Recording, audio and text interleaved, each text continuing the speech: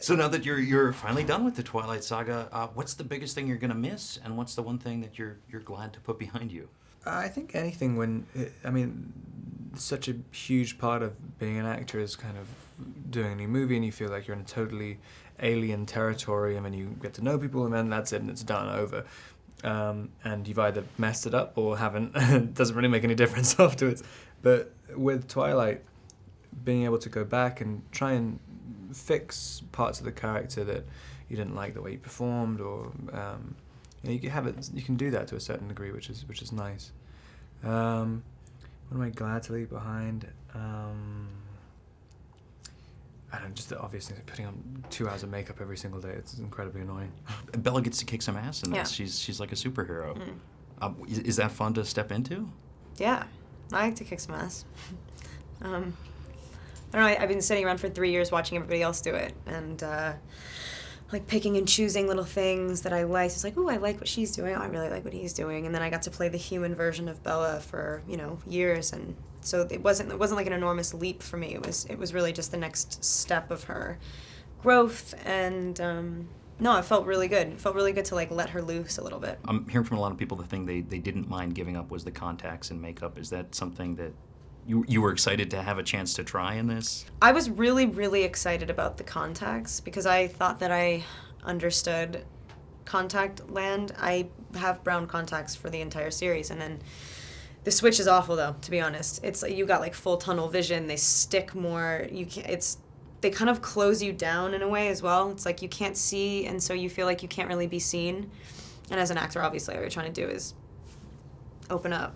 But it was, we all burned them, stomped on them at the end of the day. I've been asking a lot of people what they're really going to miss and what they're going to not miss giving up. And of course, you don't have the contacts and the same makeup as vampires. But I do have a few things that I won't miss. I won't miss, and I haven't had to wear it for a while, but I had to wear a wig for the first 2 movies. That I won't miss at all, but it's been nice. I haven't had to deal with that for a while. Another thing I won't miss is constantly having to take my shirt off. That'll be nice to say goodbye to.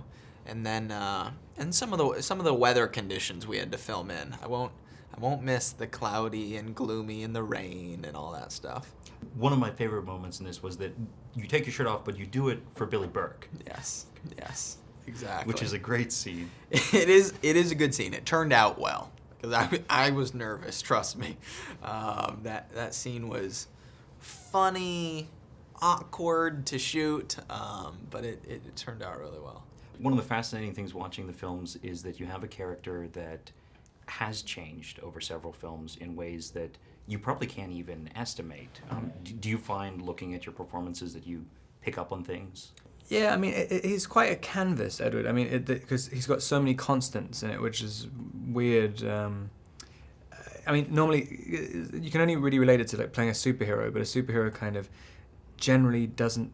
The main part of a superhero story isn't about their relationship with a girl or something. It's normally about saving the world or something. And so you're playing a superhero, but you've got to play the kind of minutiae of kind of emotional changes in relationships, which makes it's quite difficult to play after a while because you're never going to die, and that's the only thing that frames all of your emotions. When we come into this, Jacob is such a good guy because he's sort of lost everything, but he's still optimistic. And can you tell me about sort of relating to the character at this point now that you don't have the love of your life that you're aiming for? Right. Yeah. I mean, Jacob's a champ. What I love about him is he's persistent, and he knew what he thought he wanted throughout this whole franchise, and he wasn't going to give up on it, no matter how many people told him that you can't end up with this girl or you don't belong with her. But he's got a good attitude about it. He doesn't end up with her, but he finds the right place for her in his life, and he's a good dude.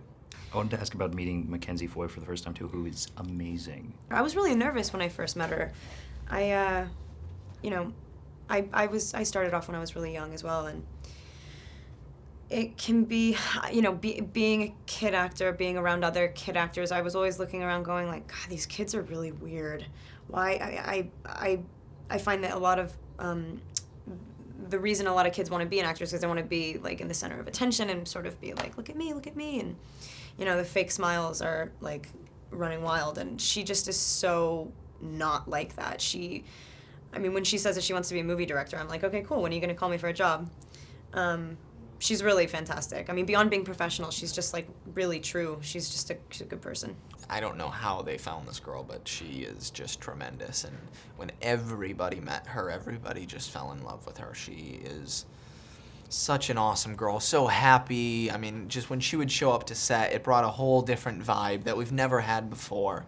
And she's so talented. She was 10 years old in the movie, and she's just fantastic.